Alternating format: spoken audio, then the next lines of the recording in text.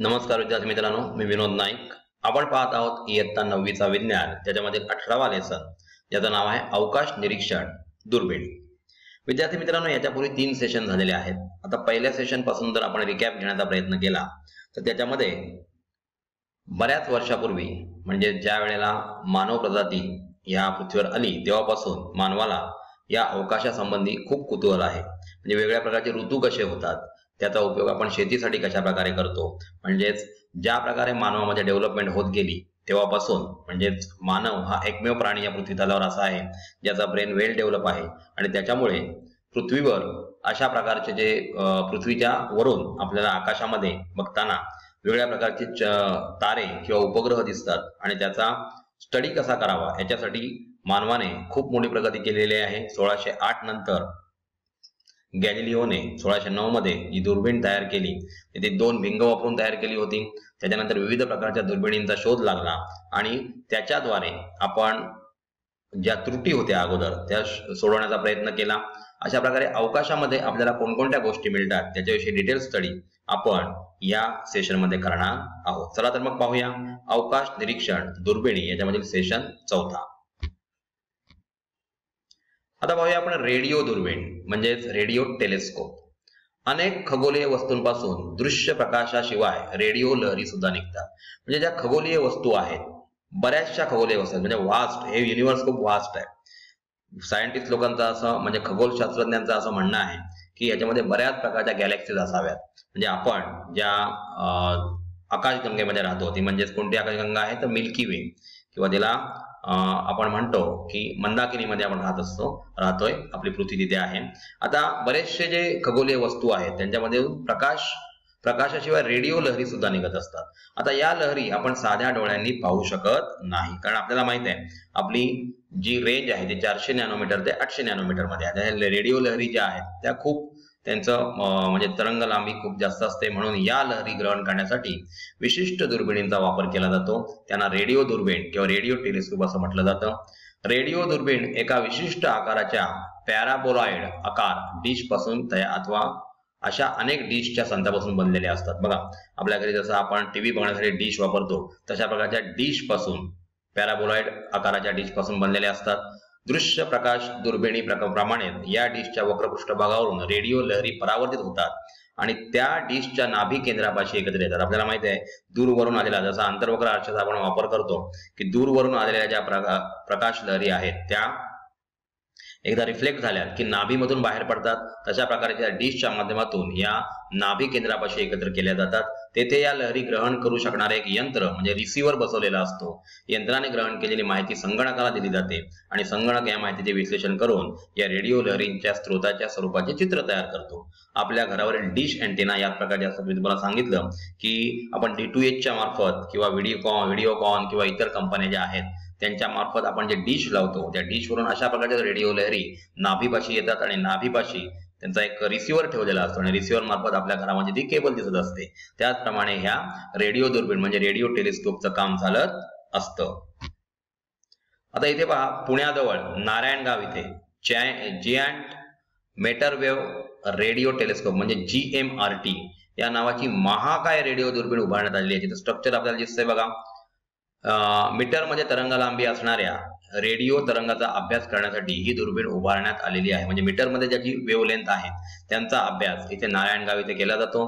ही दुर्बीण म्हणजे 30 पॅराबोला आकाराच्या दुर्बिणीचा समूह आहे. 30 पॅराबोला एकत्र यांच्या आकाराचा समूह म्हणजे डिश सारखा शेप असलेला पॅराबोलिक शेप असं म्हणतात, त्यांचा समूह ही दुर्बीण म्हणजे आहे. यातील प्रत्येक दुर्बिणीचा व्यास विद्यार्थी मित्रांनो लक्षात घ्या 45 मीटर इतका आहे. या दुर्बिणीला महाकाय दुर्बीण असं म्हटलं जातं. खूप मोठी अशी दुर्बीण आहे. याचे कारण म्हणजे यातील 30 दुर्बिणींची रचना 25 किलोमीटर पसरलेल्या क्षेत्रात केलेली आहे. म्हणजे यांची रचना बघा आपल्याला इथे दिसते की ह्या दुर्बिणी ज्या आहेत 30 पॅराबोलिक शेपच्या ज्या दुर्बिणी आहेत त्यांची रचना साधारण 25 किलोमीटर इतका एरिया घेतलेला आहे आणि त्यांच्यात त्यांची रचना केलेली आहे. ही रचना म्हणजे जणू काही 25 किलोमीटर व्यास असलेली एक मोठी दुर्बीणच जणू काय आपल्याला भासत असते. म्हणजे 25 किलोमीटर व्यास असलेल्या दुर्बिणीद्वारे जी माहिती मिळाली असती ती माहिती या 30 दुर्बिणींच्या समूहाद्वारे मिळत असते. म्हणजे GMRT म्हणजेच जायंट मीटरवेव्ह रेडिओ टेलिस्कोप ही भारतीय वैज्ञानिक व तंत्रज्ञांनी कमीत कमी खर्चात निर्माण केलेली जागतिक दर्जाची संशोधन सुविधा आहे. विद्यार्थी मित्रांनो लक्षात घ्या, आपल्याला या गोष्टीचा अभिमान असला पाहिजे की ही जी दुर्बीण आहे ती जागतिक दर्जाची संशोधन सुविधा अशी ही देणारी अशी ही दुर्बीण आहे आणि ही भारतीय लोकांनी तयार केलेली आहे. या दुर्बिणीद्वारे सूर्यमाला, सौरवारे, स्पंदक, महास्फोटक सुपरनोवाज वगैरे व ताऱ्यादरम्यान असलेल्या हायड्रोजन ढगांचा अभ्यास याच्याविषयी आपण ऑलरेडी आधीच 8व्या इयत्तेत बघितलेला आहे की इंटरस्टेलर क्लाउड्स म्हणजे काय आहेत त्यांचा अभ्यास सुद्धा आपण या रेडिओ लहरींद्वारे करतो. या दुर्बिणीचा उपयोग करण्यासाठी जगभरातून शास्त्रज्ञ भारतात येतात. ज्या वेळेला कधी ग्रहण वगैरे असतात त्यावेळेला पूर्ण जगामधून सायंटिस्ट लोक इथे येऊन अशा प्रकारचा खगोलाचा स्टडी करत असतात. ग्रहण किंवा इतर वेळेला सुद्धा ते सायंटिस्ट येऊन स्टडी करत असतात. अवकाशातील दुर्बीण बघा, टेलिस्कोप्स इन स्पेस. अवकाशातून विविध खगोलीय वस्तूंकडून येणारा प्रकाश, दृश्य प्रकाश व रेडिओ लहरी पृथ्वीच्या वातावरणातून भूपृष्ठापर्यंत पोहोचू शकतात. म्हणजे अशा प्रकारच्या लहरी आपल्यापर्यंत पोहोचू शकतात. त्यामुळे दृश्य प्रकाश व रेडिओ दुर्बीण या भूपृष्ठावर उभारण्यात येतात. परंतु अशा भूपृष्ठावरील दुर्बिणीद्वारे चांगल्या प्रतीचे निरीक्षण करण्यामध्ये काही अडचणी येतात आणि म्हणून अवकाशातील दुर्बिणी म्हणजे समित हबल स्पेस टेलिस्कोप हा अवकाशामध्ये सोडलेली ही दुर्बीण आहे. ही रशियाने सोडलेली आहे 1961 साली. आता इथे पहा, अवकाशातून दृश्य प्रकाश वातावरणातून प्रवास करून पृथ्वी तलावर पोहोचतो. या प्रवासादरम्यान या प्रकाशाचे वातावरणात शोषण सुद्धा होतं, कारण पृथ्वीभोवती ऍटमॉस्फिअर आहे आणि ऍटमॉस्फिअर मध्ये याचं शोषण होतं, ऍब्सॉर्प्शन होतं व आपल्यापर्यंत पोहोचणाऱ्या प्रकाशाची तीव्रता सुद्धा इंटेन्सिटी कमी होते. दुसरी अडचण अशी की वातावरणातील तापमान व दाब यांच्यातील बदलांमुळे वातावरणात खळबळ होत असेल तर त्यातून येणारे दृश्य प्रकाश किरण स्थिर राहत नाही. म्हणजे काही टर्ब्युलंट प्रकार घडत असेल, सायक्लोन्स वगैरे असतील, तापमान किंवा दाब यांच्यामध्ये काही बदल होत असतील तर खळबळ होते वातावरणामध्ये आणि म्हणून अशा प्रकारचे दृश्य प्रकाश पृथ्वीवर पोहोचू शकत नाही किंवा किरण स्थिर राहू शकत नाही. एवढेच नाही तर दिवसा सूर्यप्रकाश असल्याने आकाश निरीक्षण शक्य होत नाही, कारण सूर्याचा प्रकाश इतका आहे की आपण दुसऱ्या काही गोष्टी बघू शकत नाही. ढगाळलेले वातावरण, रात्रीच्या वेळी शहरातील दिव्यांचा प्रकाश या गोष्टी सुद्धा अवकाश निरीक्षणामध्ये अडथळा आणतात. या अडचणी कमी करण्यासाठी दृश्य प्रकाशाच्या दुर्बिणी पहाडांवर निर्जन जागी स्थापन करण्यात येतात. म्हणजे पहाडांवर, मोठ्या डोंगरांवर त्यांची स्थापना करण्यात येते जेणेकरून कोणत्याही प्रकाशाचा अडथळा त्याला येऊ नये.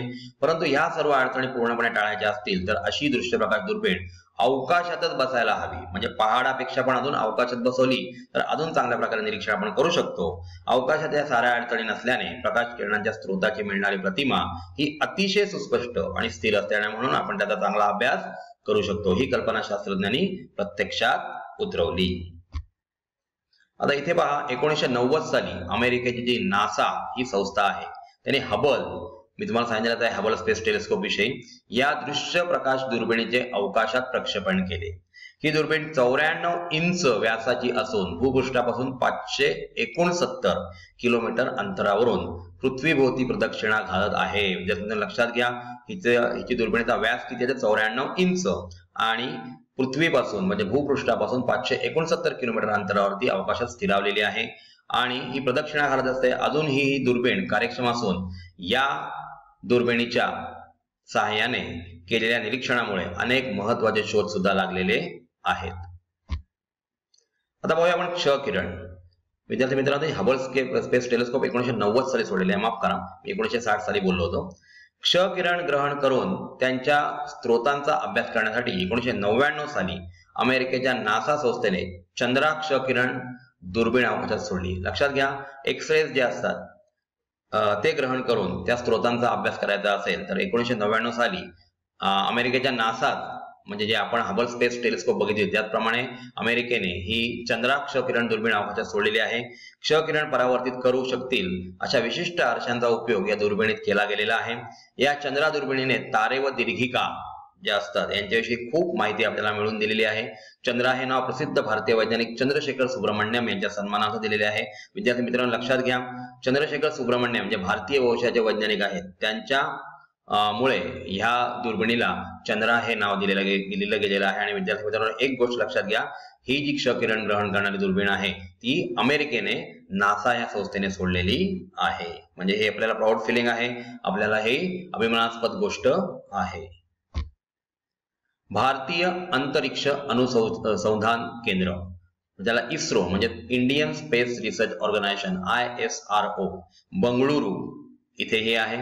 या संस्थेची स्थापना विद्यार्थी मित्रांनो 1969 मध्ये करण्यात आली असून येथे मुख्यतः कृत्रिम ग्रह उपग्रह तयार करण्यासाठी व त्यांचे प्रक्षेपण करण्यासाठी आवश्यक तंत्रज्ञान विकसित केलेलं आहे। कुठे तर इस्रो मध्ये, म्हणजे भारतामध्ये बेंगळुरू येथे हे विकसित केलेलं आहे। आजपर्यंत इस्रोने अनेक उपग्रहांचे यशस्वीरित्या प्रक्षेपण केलेले आहे। स्वतंत्र भारताच्या यशस्वी कार्यक्रमामध्ये इस्रोचे कार्य अग्रगण्य आहे। विद्यार्थी मित्रांनो, आपल्याला ह्या गोष्टीचा अभिमान वाटला पाहिजे। अवकाश संशोधनामध्ये जे काही मोजके देश आहेत त्याच्यामध्ये भारत देशाचं नाव आहे, म्हणजेच आपण याच्यामध्ये चांगलं योगदान इथे देत आहोत।